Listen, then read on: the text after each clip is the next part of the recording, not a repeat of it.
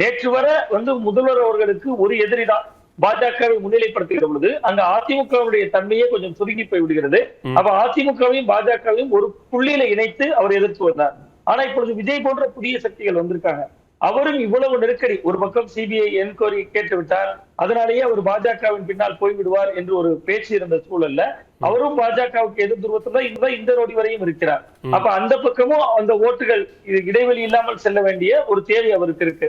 So ஒரு பாஜக எதிர்ப்பு இன்னும் கூர்மைப்படுத்த வேண்டிய இடத்துக்கு வராங்க.